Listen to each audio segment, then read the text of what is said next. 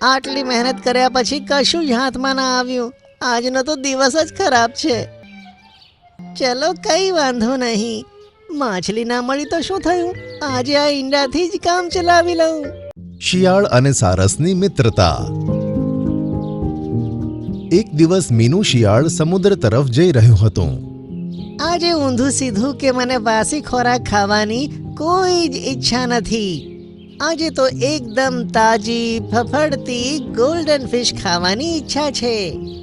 એમ વિચારીને તે સમુદ્ર કિનારે ગઈ, પણ પાણીમાં ઉતરીને તે શિકાર કરી શકતી નહોતી. ત્યાં જ તેણે જોયું કે બે રીંછ તેની મનપસંદ ગોલ્ડન ફિશ માટે ઝઘડી રહ્યા હતા. આ માછલી મારી છે. ના, મારી છે. પહેલા મેં એને જોઈ હતી. પણ તેની ઉપર ઝપાટ મેં મારી હતી. તેમણે તે માછલીને વચ્ચે મૂકી અને ફરીથી ઝઘડવા લાગ્યા. તું લેફ્ટથી આવતો હતો અને હું રાઈટથી.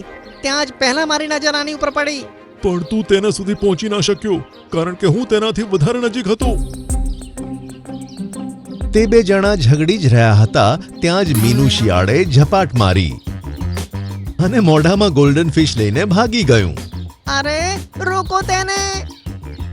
બંને તેની પાછળ ભાગવા લાગ્યા. આ તારા કારણે થયું. ના, તારા કારણે. નહીં તો અત્યાર સુધી હું તેને ખાઈ ચૂક્યો હોત. અરે આ બે તો મારી પાછળ જ પડી ગયા છે. આ બંનેથી હું છુટકારો કેવી રીતે મેળવું? સામે તેણે ગુફાનું મોઢું જોયું, પણ ગુફાનું મોઢું એટલું નાનું હતું કે તેમાં તે જ ફક્ત જઈ શકતી હતી. પણ ગુફા થોડી ઊંચાઈ પર હતી. તે ગુફામાં જવા માટે ઉપર ચઢવા લાગી, પણ ઉપર જતી વખતે તેના મોઢામાંથી તે ગોલ્ડન ફિશ નીચે પડી ગઈ અને દૂરથી આવી રહેલા તે બે રીંછની સામે જઈને પડી. મીનુ બીકના માર્યા તે ગુફામાં જતી રહી. હા, મારી છે.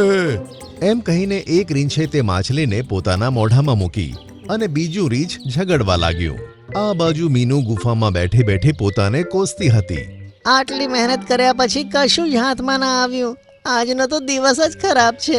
ત્યાં જ તેની નજર ગુફામાં રહેલા ઈંડા પર પડી, જે મોટું હતું. ચલો કઈ વાંધો નહીં, માછલી ના મળી તો શું થયું, આજે આ ઈંડાથી જ કામ ચલાવી લઉં. કહીને તેણે ઈંડું ઉઠાવ્યું અને પોતાના મોઢામાં મૂક્યું. પણ ત્યાં જ તેના ગળામાં ગલી ગલી થઈ અને તેણે ઈંડું નીચે મૂક્યું. ઈંડું નીચે પડતા જ તૂટી ગયું અને તેમાંથી નાનું એક પક્ષીનું બચ્ચું નીકળ્યું. અરે આ બાળક તો સારસ જેવું લાગી રહ્યું છે. એને હું એમ જ જીવતો છોડી દઉં છું. એની માં બહુ જ હેરાન થશે. અને શિયાળ ત્યાંથી બહાર નીકળ્યું. પોતાને એકલું સમજીને તે નાનું બચ્ચું પણ શિયાળની સાથે ગુફાની બહાર નીકળ્યું. અરે તું મારી પાછળ કેમ આવી રહ્યું છે? તેણે કશો જવાબ ન આપ્યો. મીનુ સમજી ગઈ કે બચ્ચું હજુ વાતોને સમજવા અને બોલવા માટે સક્ષમ નથી. અરે તેણે આંખ ખોલ્યા પછી સૌથી પહેલા મને જ જોઈ, તેથી તેને એમ લાગતું હશે કે હું જ તેની માં છું. મીનુ સમજી ગયું કે તે બચ્ચું હવે તેની પાસે જ રહેશે. તેણે બચ્ચાને પોતાની પાછળ આવવા દીધું અને તે બચ્ચું તેની સાથે જ રહેવા લાગ્યું. થોડા દિવસોમાં બાળક બોલવાનું શીખી ગયું. મીનુએ તેનું નામ રોકી રાખ્યું. એક દિવસ મીનુ રોકી સાથે ઘૂમી રહ્યું હતું. તું થોડું ધીરે ચાલવાનું રાખ. જ્યારે પણ હું તારી સાથે ફરવા નીકળું છું, બહુ થાકી જાઉં છું. અરે તારે તો પગ છે એટલે થાકી જાય છે. તારે તો પાંખો છે, ઉડતું કેમ નથી? પણ મને ઉડવાનું ક્યાં આવડે છે? તમે મને શીખવાડ્યું પણ નથી. સારું, જેવું હું કરું છું તેવું કર. મીનુ તેને એક ટેકરા પર લઈ જાય છે અને કહે છે, તારી પાંખોને ફેલાવ. સારું. હવે આવી રીતે ફફડાવ. મીનુએ પોતાના હાથ જોર જોરથી હલાવ્યા. તેને જોઈને બચ્ચાએ પણ પોતાની પાંખોને જોર જોરથી હલાવવાનું શરૂ કર્યું. હવે કૂદ અને હવામાં ઉડી જા. પોતાના હાથોને હલાવતા તેણે ટેકરા પરથી કૂદકો માર્યો અને જમીન પર આવીને પટકાઈ. પણ રોકીના કૂદકો મારવાની સાથે જ તે હવામાં ઉડવા લાગ્યો. આ જોઈને મીનુ ખૂબ જ ખુશ થઈ. વધુ દિવસો પસાર થતા રોકી મોટું થઈ ગયું. હવે ફરીથી મીનુનું મન ગોલ્ડન ફિશ ખાવાનું થયું, તો તે સમુદ્ર કિનારે પહોંચી ગઈ. તે સમુદ્રમાં નજર નાખી જ રહી હતી કે ત્યાં તેને પેલા બે રીંછ દેખાયા. અરે આ તે જ છે ને જે છેલ્લી વખતે આપણું ખાવાનું લઈને ભાગી હતી? હા, આ તે જ છે. પકડો એને. મીનુ બીતા બીતા ઝરણા તરફ ભાગવા લાગી. તેઓ પણ તેની પાછળ દોડ્યા. હવે આગળ પથરાળ અને કાંટાવાળો રસ્તો હતો. તેની ઉપર ચાલવું અશક્ય હતું. તે બંને મીનુની જોડે આવી ગયા. તેઓ ઝપાટ મારવાના જ હતા ત્યાં જ રોકી આવી ગયું અને બોલ્યું, જલ્દી મારા પગ પકડો. કહીને મીનુએ તેના પગ પકડ્યા અને રોકી તેને લઈને ઉડી ગયું. અને આમ તેણે તેને કાંટાવાળા રસ્તા પરથી કાઢ્યું અને રીંછ ત્યાં જ રહી ગયા. રોકીએ મીનુને એક ઊંચાઈ પર લાવીને છોડ્યું અને નીચે ઊંડી ખીણ હતી. બીજી બાજુ ઝરણાનું પાણી વહેતું વહેતું મીનુ પાસે આવવાનું હતું. મારા નાના પગથી હું તને નથી ઉચકી શકતો. જો તું તારા હાથથી મારો પગ પકડી લઈશ તો કોઈ વાંધો નહીં આવે. જલ્દી કરો, નહીં તો પાણીનું વહેણ તને ખેંચી લઈ જશે.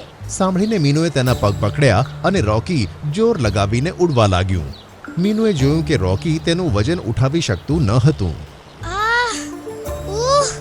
પ્લીઝ, ભલે કંઈ પણ થઈ જાય, હાથ ના છોડતી. તે સતત પોતાની પાંખો ફફડાવતું હતું પણ 1 ઇંચ આગળ વધતું ન હતું.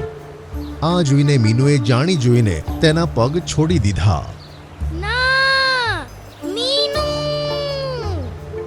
મીનુ ખીણમાં પડી રહી હતી અને રોકી તેને ઉદાસ થઈને જોઈ રહ્યું હતું.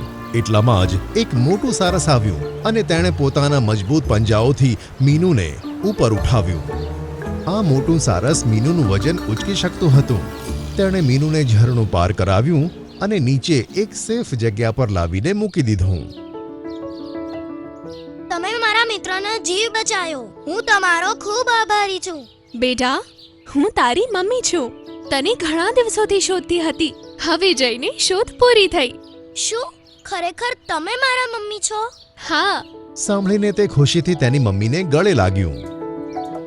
તે મારા બચ્ચાને સાચવીને રાખ્યું, તેથી હું તારી આભારી રહીશ.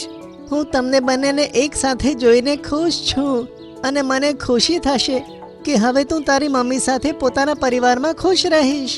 હું પણ મારી મમ્મીને મળીને ખૂબ ખુશ છું. પણ તમે મારા માટે જે કર્યું છે એ હું નહીં ભૂલી શકું. તેથી હું વચન આપું છું કે દરરોજ તમને મળવા માટે આવીશ. તમારી અને મારી મિત્રતા હંમેશા આવી જ રહેશે. હા, કેમ નહીં? હું પણ તારી દરરોજ આવવાની રાહ જોતી રહીશ. હું તને એક ઇનામ આપવા માંગુ છું. આટલું કહીને મમ્મી સારસે દરિયામાં ડૂબકી લગાવી અને મીનુ માટે સુંદર મજાની ગોલ્ડન ફિશ લઈ આવી. આ લે, તારું મનપસંદ. મીનુ મજાથી ગોલ્ડન ફિશ ખાવા લાગ્યું અને રોકી પોતાની મમ્મી સાથે આકાશમાં ઉડી ગયું. તેમને જતા જોઈ મીનુ હાથ હલાવીને ટાટા કરવા લાગી અને તેને તે વાતની ખુશી હતી કે રોકીને પરિવાર મળ્યા છતાં પણ તેને મળવા આવતું રહેશે અને તેમની દોસ્તી સદાય બની રહેશે. ચુનમુન, તું અહીંયા શું કરી રહી છે? તું તારા બાળકો પાસે નથી ગઈ કે શું? મને સાચું બતાવજે કે તું અહીંયા ખરેખર શું કરી રહી છે. ચુનમુન ચકલી એક ઝાડ પર રહેતી હતી. તેને 2 બાળકો અને 2 ઈંડા હતા. તે તેમની દેખભાળ કરતી રહેતી હતી. એક દિવસ તે માળામાંથી ઉડીને ગઈ નહીં ત્યારે તેના બાળકોએ તેને કહ્યું, મમ્મી મમ્મી, મને ભૂખ લાગી છે. સવારથી કંઈ ખાધું પણ નથી. બેટા, આજે મારી તબિયત ઠીક નથી. મને લાગે છે મને તાવ આવ્યો છે. હું ઉડી નથી શકતી એટલે આજે તમારા માટે ખાવાનું નથી લાવી શકી. પણ મમ્મી, અમને તો બહુ જ ભૂખ લાગી છે અને ભૂખ હવે સહન કરવી અઘરું છે. ઠીક છે બેટા, હું તારા માટે કંઈક ખાવાનું લઈને આવું છું. પણ જ્યાં સુધી હું પાછી આવું તું અહીંયા જ આરામથી બેસી રહેજે, નહીં તો તને વાગી શકે છે. ઠીક છે મમ્મી, તમે જલ્દીથી ખાવાનું લઈને આવો. અમે બધા આરામથી તમારી અહીંયા જ રાહ જોઈશું. ચુનમુન ચકલી ઉડતા ઉડતા કાળા કાગડાના ખેતરમાં પહોંચી જાય છે અને ત્યાં જઈને વિચારે છે, આજે થોડું ખાવાનું અહીંયાથી જ લઈ લઉં છું. આટલું દૂર ઉડવાની મારામાં હિંમત જ નથી અને બચ્ચાઓને પણ ભૂખ લાગી છે, તો આ જ ઠીક રહેશે. પછી ચુનમુન દાણા ચણવા લાગે છે. ત્યાં જ કાળો કાગડો ચુનમુન ઉપર જાળ ફેંકે છે અને તેને પકડી લે છે. અચ્છા, તો તું જ છે એ ચકલી જે દરરોજ મારા ખેતરમાંથી દાણા ચોરે છે? આખરે મેં તને પકડી જ લીધી. બહુ જ નાકમાં દમ કરી દીધું હતું તે. ના ભાઈ ના, હું દાણા નથી છોડતી. હું તો આજે જ આવી છું. તમને કોઈ ગેરસમજ થઈ છે. અચ્છા, જુઠ્ઠી. હું બહુ દિવસથી જોતો હતો કોઈ મારા દાણા ચોરાવતું હતું. આજે તો તું હાથમાં આવી જ ગઈ. હવે તારે અહીંયા પુરાઈ રહેવું પડશે. ના ભાઈ, આવું ના કરો. મારા નાના બચ્ચાઓ છે જે બહુ જ ભૂખ્યા છે. એમના પર દયા કરો અને મને જવા દો. કાળો કાગડો તેની એક પણ વાત સાંભળતો નથી અને તેને બંદી બનાવી દે છે. આજે તો મજા જ આવી ગઈ. આ ચુનમુન ચકલી બધાની મદદ કરતી હતી. બધા તેને બહુ પસંદ કરે છે. આજે ચોરીના બહાને મારા હાથમાં આવી જ ગઈ. હવે તેને હેરાન કરીશ. પછી કાળો કાગડો ચુનમુન ચકલી પાસે જાય છે અને તેને કહે છે, ચુનમુન ચકલી, સાંભળ્યું છે તારા બાળકો ખૂબ જ નાના છે અને બિલકુલ એકલા છે. વિચાર, જો મોટું જાનવર કે પક્ષી તેમને ખાઈ જશે તો તારું શું થશે? તારા બાળકો તો મરી જશે. દુષ્ટ કાળા કાગડા, તે મારી સાથે જે કર્યું છે એનો તો તને દંડ ચૂકવવો જ પડશે. આજે નહીં તો કાલે આનો હિસાબ ભગવાન જરૂર કરશે. આટલું કહીને ચુનમુન રડવા લાગે છે. રડતા રડતા તે કહે છે, ઈંડા બચ્ચા બગીચામાં ચકલી કરતી ચૂ ચૂ. ઈંડા બચ્ચા બગીચામાં ચકલી કરતી અહીંયા ચૂ ચૂ. આ બધું ચીલ દાદા સાંભળી લે છે. તે ઉડીને ચુનમુન પાસે જાય છે. તે ચુનમુનને કહે છે, ચુનમુન, તું અહીંયા શું કરી રહી છે? તું તારા બાળકો પાસે નથી ગઈ કે શું? મને સાચું બતાવજે કે તું અહીંયા ખરેખર શું કરી રહી છે. પછી ચુનમુન ચીલ દાદાને બધું કહે છે. ચીલ દાદા, હું આજે બીમાર હતી. બચ્ચાઓને બહુ જ ભૂખ લાગી હતી, તો જેમ તેમ કરીને હું બચ્ચાઓ માટે ખાવાનું લેવા આવી. પણ કાળા કાગડા ભાઈએ મને પકડી લીધી. તું જરાય ચિંતા ના કરતી બેટા. હું બધું સરખું કરી દઈશ અને પેલા કાળા કાગડાની ખબર હમણાં જ લઉં છું. હા, ચીલ દાદા ગુસ્સે થઈને કાળા કાગડા પાસે જાય છે. કાળા કાગડા, સાંભળ. તું તારા દાણાના બદલામાં મારી પાસેથી દાણા લઈ લે અને ચુનમુન ચકલીને છોડી દે. તેને નાના નાના બાળકો છે. હું નહીં છોડું. અને તમે કારણ વગર વચ્ચે કેમ પડી રહ્યા છો? જાઓ, તમારું કામ કરો. ચીલ દાદા ગુસ્સેથી કહે છે, કાળા કાગડા, કાળા કાગડા, મારી વાત પ્રેમથી સાંભળી લે, નહીં તો તારે તેનું પરિણામ ભોગવવું જ પડશે. મારી વાત માની લે અને ચુનમુનને છોડી દે. એ, તારે જે કરવું હોય તે કર, પણ હું ચુનમુનને નહીં છોડું. કાળા કાગડા, હું તને મારું ઘર આપી દઈશ, પણ તું ચુનમુનને છોડી દે. ના, હું નહીં છોડું. એક વારમાં તમને ખબર નથી પડી રહી? જાઓ અહીંયાથી. કાળા કાગડા, કાળા કાગડા, ચુનમુનને છોડી દે. હું તને નવું ખેતર લાવીને આપી દઈશ. જાઓ. મને કોઈ વસ્તુની લાલચ નથી. હું તેને કોઈ પણ હિસાબે નહીં છોડું. હા, ખેત આપ્યું, ધન આપ્યું, દાણા આપ્યા, પણ તને ખબર ના પડી. હવે જો તને શું મળશે? હવે થશે તારી પિટાઈ. પિટાઈનું નામ સાંભળીને કાગડો ગભરાઈ જાય છે, કારણ કે તેને ખબર છે કે ચીલ દાદા જે કહે છે તે કરે જ છે. ચીલ દાદા, મને છોડી દો. હું ચુનમુનને છોડી દઈશ. આ ગામ પણ છોડી દઈશ. આ ખેતર પણ છોડી દઈશ અને કોઈને કશું જ નહીં કહું અને હું પાછો અહીં નહીં આવું.